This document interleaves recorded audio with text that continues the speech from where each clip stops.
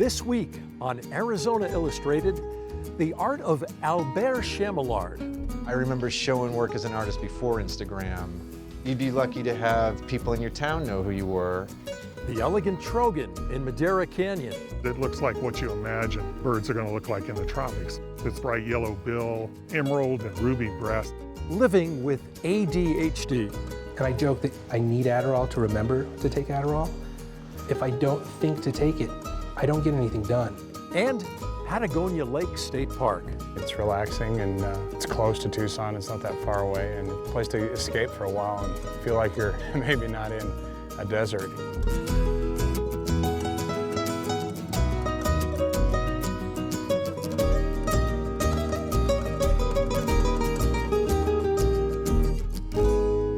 Welcome to Arizona Illustrated. I'm Tom McNamara. Pen and ink, found paper, and vintage ledgers. These are the tools that Albert Chamillard uses to create his art, a visual language that simultaneously challenges and calms the mind of the viewer. It was problem solving. I wanted to make work that didn't look like everything else. And how do you do that as an artist? How do you make work that's yours and doesn't look like all the other stuff that's out there?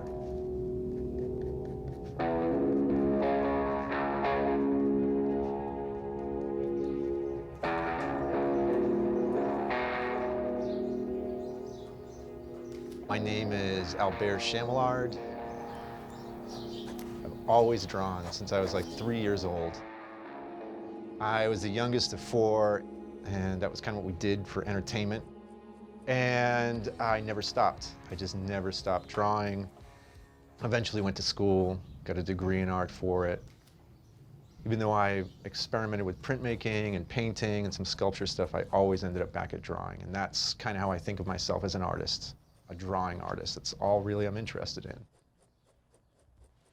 Several things happened. I became a dad, and when my first daughter was born, it was harder for me to work in a studio, so I had to make work that I could do at home, smaller scale, and so I started working in small books and would just draw compulsively, just night after night after night.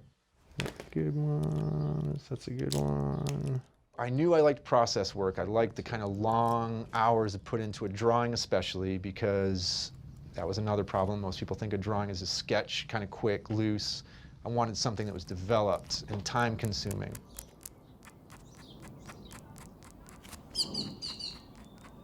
Cross-hatching is a drawing technique that, I don't know how old it is. I guess I think of stuff from 300 years ago, printmakers using it. Hatching is a single layer of lines that's almost in a herringbone pattern that goes back and forth, just so your eye can differentiate. Cross-hatching is when you add additional layers to that. So that's one layer, that's two layers, that's three layers.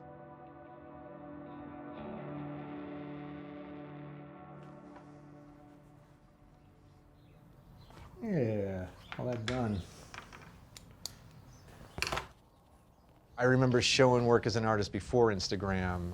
You'd be lucky to have people in your town know who you were. And so it is gratifying and awesome to have people all over the world write to me and tell me how much they love my work and that kind of thing. It's a new paradigm for artists. Tucson's a great place to be an artist and to make work. I think it's a hard place to survive on sales of your work. The reason I can't just move to another mid-sized city that's comparable has to do with the light.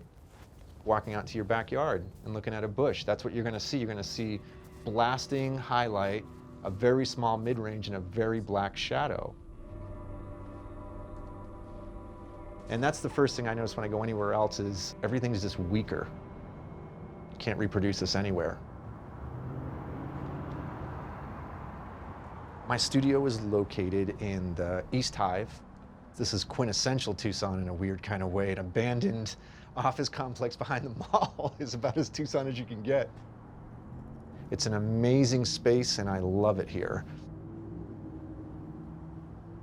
One of the problems, like I was talking about earlier, to solve is how to use good quality materials without having to buy necessarily the expensive art stuff. I'd love to describe the pen. I love it. It's a Pilot G2. Even though these are pretty easily available, they're not too expensive. It uses an archival gel ink that's fantastic. They have no fade. I've written some notes to the Pilot company, but they're not responding to me. They're ignoring. So sometimes I tag them on Instagram and stuff. This is a typical ledger I use. It's just an old antique, pretty commonly found ledger from the 1920s. A lot of old ledgers use great paper. I had a friend about 10 years ago send me a lined ledger, a blank one. So I started sketching and working in it, and right away I was like, this is something I like. I like how this looks. I like how I can place images on this paper. And I started filling it up. And if you notice, I try not to have anything on the back of the drawing, so there's always tries to be a little bit of space between them. That's where I started to do stuff. And then I'd make mistakes and kind of work my way through. And I'd find all the places where there's blank pages and just start filling them in. More sketches, ideas that I did and didn't like. I like the completed book, and it's very intimate to sit there and to look through a book and to look through drawings. And then I just recently did this one the other day, and that's the very last drawing in the book. But then I really like seeing them like this too. And I like where you can back up a little bit, you can kind of breathe them in a little bit differently. And at first I was doing figurative work, I was drawing whales, and then I decided just to move down to really basic imagery, just shapes, triangles, squares, circles, and that kind of thing.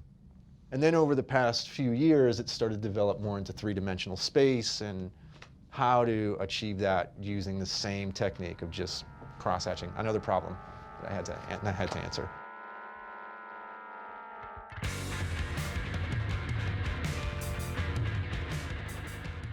It's not meditative. I think a lot of people ask me that, is it meditative to make? And it's not. It's meditative maybe to look at. You can look at it and imagine putting all that work into it.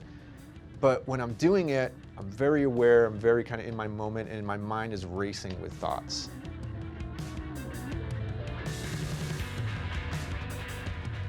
Everything in my life is in these drawings, all of it. It's, you know, fear and worry and happiness and hope. All of it goes into it.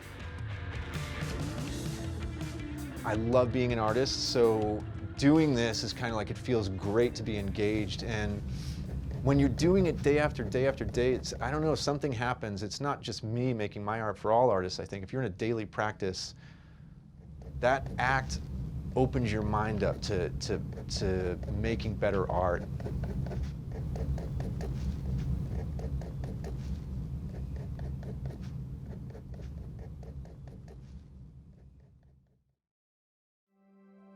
You can see more of Albert Chamillard's work in the Patterned Language exhibit at Etherton Gallery in Tucson. The opening reception is Saturday, April 27th. And you can find out more on the exhibit at ethertongallery.com. Arizona has hundreds of bird species that draw bird watchers from all over the world. One of the most colorful and elusive is beginning its breeding season in canyons southeast of Tucson. This is the Elegant Trogon.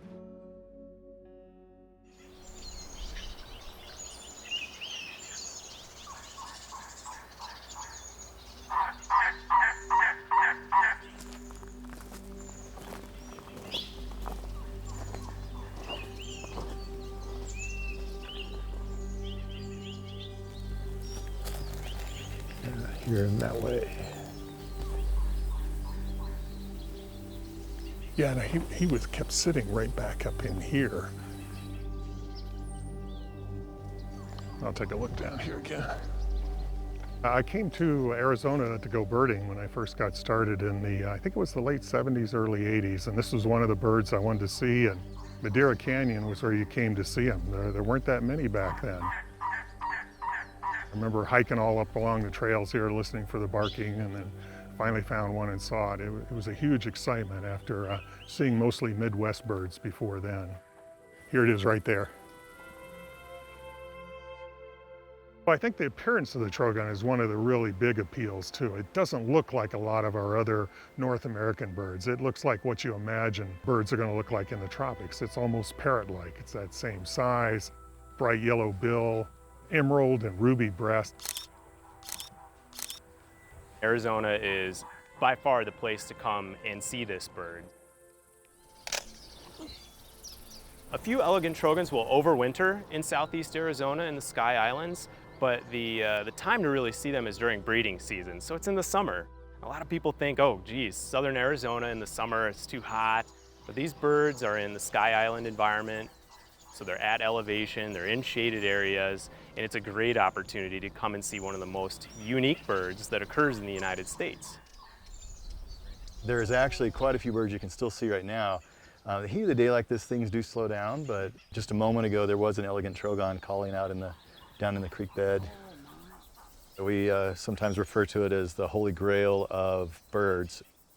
It's part of the Quetzal family, found mostly in Central and South America and Mexico, and has a very unusual call, sounds like a barking dog or a barking seal. It's a valuable bird in a lot of ways for southeastern Arizona in general. It draws birders from not only the United States, but from all over the world to come and see this bird. We came here because of the birds. We were in Denver for 3 years, and I have birded in many places, but it's wonderful here. There are not too many people. If you're in Denver or you go to the Rocky Mountains, you just meet people at 12,000 feet, but here, generally, you're just here, you're out in the open, and it's just so pleasant. They are just spectacular and beautiful. It's hard to put it in words how beautiful they are. It's like seeing a Monet or Rembrandt. We've met people here who've been here decades ago, and they still remember the first sighting of the Trogon. It's definitely in the top of the heap of birds that people come to southeast Arizona or southern Arizona to see. But it's not the only bird. There's a lot of other birds. For instance, the five-striped sparrows only occurs in the United States a few miles from here. Buff-colored nightjar. There's currently nesting tufted flycatchers, flame-colored tanagers. You could literally fly into Tucson, get off the airplane, get your rental car, and be within Elegant Trogon habitat within just 30 to 40 minutes in Madera Canyon. I love to wake up in the morning and have a cup of coffee and sit on a porch and hear and see these amazing birds. There's well over 60 species of birds that you can see right from here. People tell me often that they're, oh my God, you live in paradise, it must be amazing. And yeah, it really is. It really is amazing to live up here. It's a great life.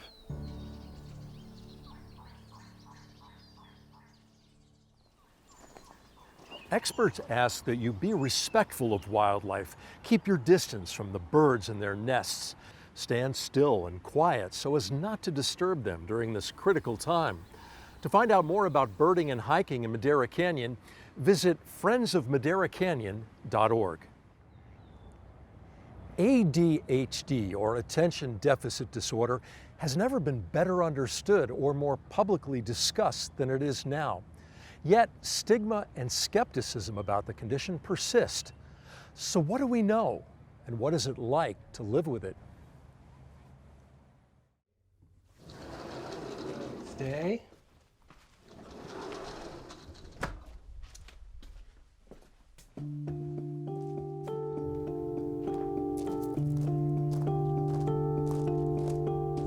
I'm kind of wandering around, a little foggy, a little fugued. And then, I have these moments of clarity where I can just be present and be useful and helpful and insightful, and then it wears off,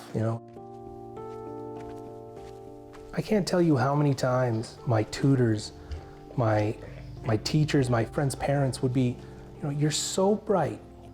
How come you're having such a hard time? Like, what's wrong with you? And you tell a kid that enough times, and we're not talking like once or twice, we're talking like hundreds, over years. You begin to feel like no matter what you do, you're missing a step. By the time he graduated from high school, Jeremiah Burroughs was determined to find the step he was missing. So he made a deal with himself, 10 years or 50 jobs. If he couldn't figure it out after that, he would go back to school.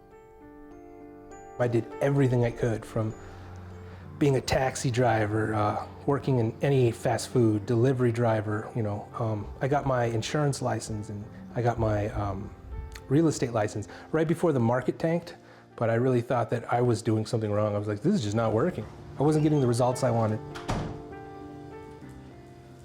Somewhere around job 50, Jeremiah landed in a job development center that helped people with mental health challenges and other disabilities.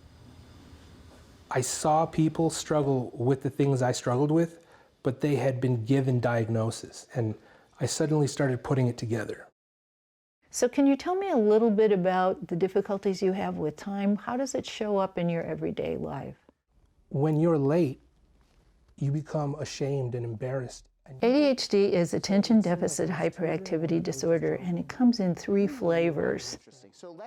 There's an inattentive type that involves problems with paying attention and getting distracted. The hyperactive impulsive type involves problems with self-control and hyperactivity. And the combined type has elements of both. The biggest myths and misconceptions are around that it's a boy thing and they'll grow out of it.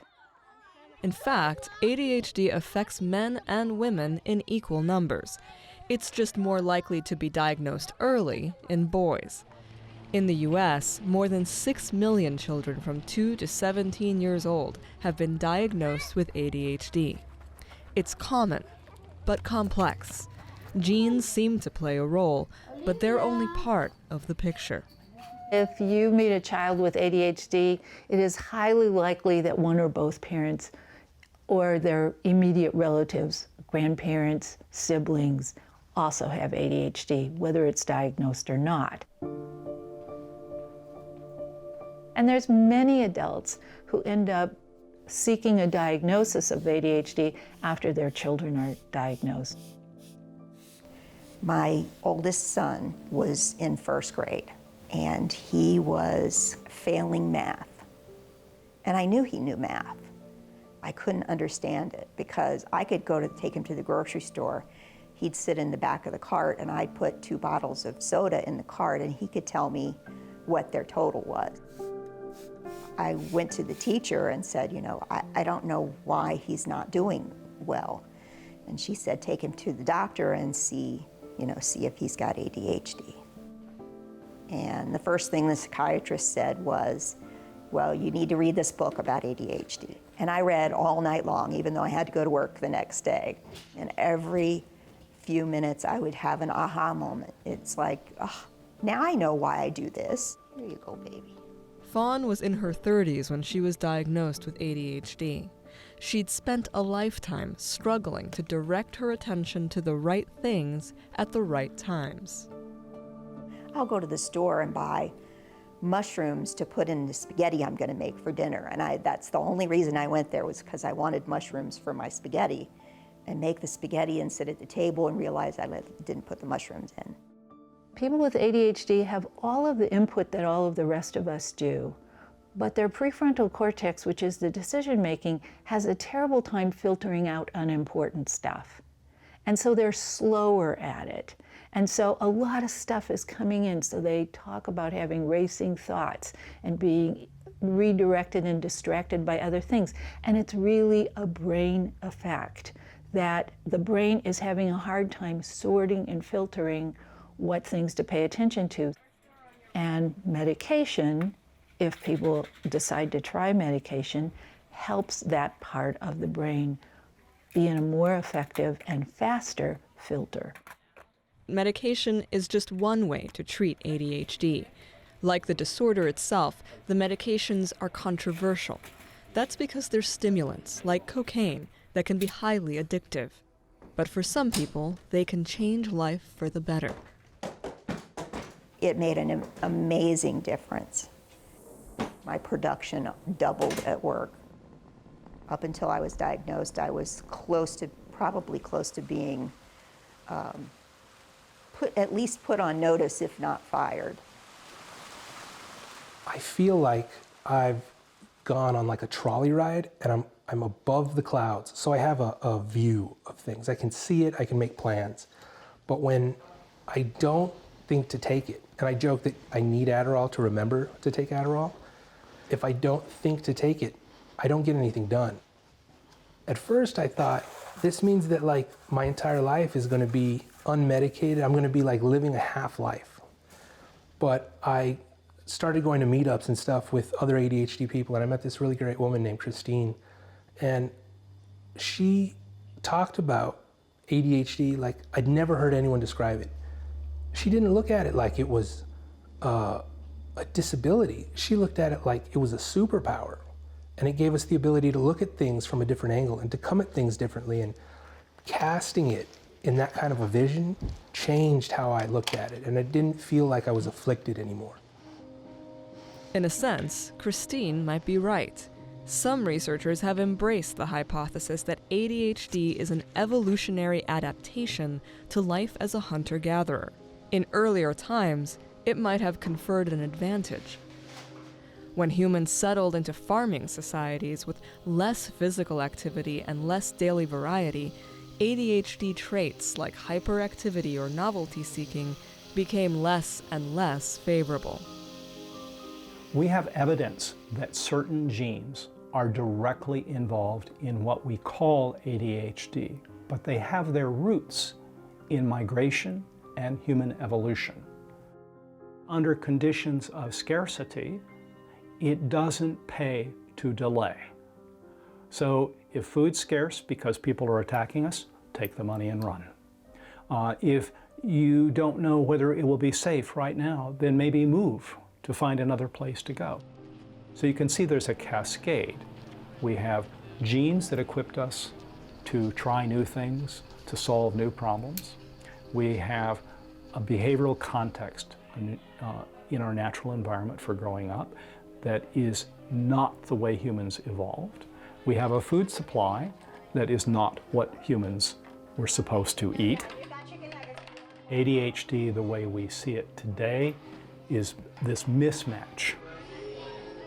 For Jeremiah, Fawn, and so many others, having hunter brains in a farmer world comes with some challenges, but it also comes with gifts. They're often very open to new and different things. They're ready to take on new projects. They like fast-paced action because they are seeking novelty and they're seeking to keep their brain engaged. ADHD people have no fear. They don't like that. If I'd known when I was in school, I would have made better grades. I might have even gone to college, but I wouldn't be here today where I'm, and have my wonderful husband that I met because of the things that I did. I got divorced and moved to, I moved to Las Vegas and didn't know anybody. We've been, taught that everyone has to fit into a box, and we're not box people. I have this gift, this ability, and I can use it in the best way possible, but it's gonna come and go. And so I have to plan it out. It's kind of like a harvest. I have to plan when I'm gonna get ready and plan when I'm gonna reap it up. And we'll see how things work out.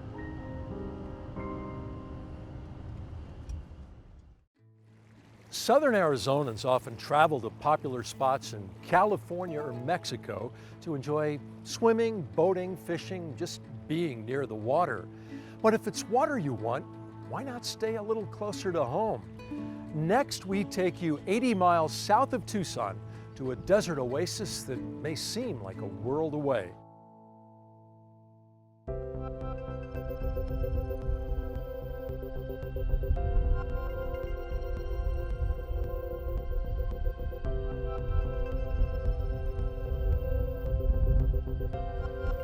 My name's Chris Conieris, and I'm here to have a fun day kayaking on the lake. I'm thrilled. The one thing we don't have in Tucson is water. So water sports, you often have to travel, and to have something less than 90 minutes away from Tucson makes it very accessible. This is our first trip to the lake, and we'd heard about it from a few friends. They said if you need water in Arizona, that this is the place to come. So it's pretty close to Sierra Vista, so it was an easy drive for us today. I love it. I'm actually really surprised. The pictures online don't do this place justice. It's very pretty. The slope from the hill down to the lake makes it very easy for us to sit up here as parents and enjoy the shade while the kids can go crazy in the water, and it feels very safe. They're not too far. I've got a good view of everything around me, good view of the beach. It's very well set up.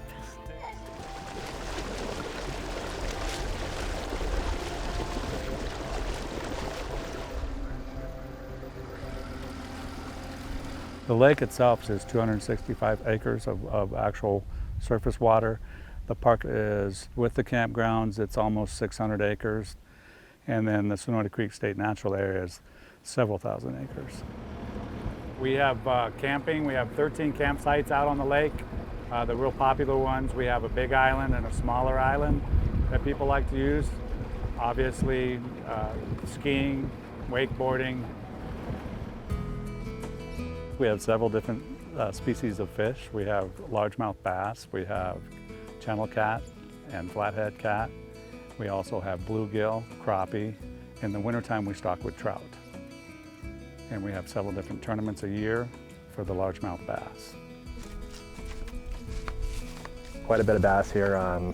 It's a tough lake, but I've caught some good fish, 5-6 pound range in here, and yeah, it's just a great lake. It's just a fun lake. It's just tough. It's not a numbers lake where you're going to catch 10, 20 fish a day, but it is tough, and it has produced in the past. So. There's a lot of wildlife. We have everything from the big predator, the mountain lion, to the little ring-tailed cats, raccoon, skunk, all your normal stuff. One of the biggest draws we have here at the lake is our birding program. People come from miles and miles in other states and countries to see the Elegant Trogon. It's one of our favorite birds and most famous birds, along with the kingfisher, gnatcatchers. Over 200 different species of birds are found here at Patagonia Lake. I got this little boat a few months ago, and it's quiet, and it's relaxing, and it's close to Tucson. It's not that far away, and it's definitely a totally different climate. It's usually a little bit cooler. It's fun, place to escape for a while and feel like you're maybe not in a desert.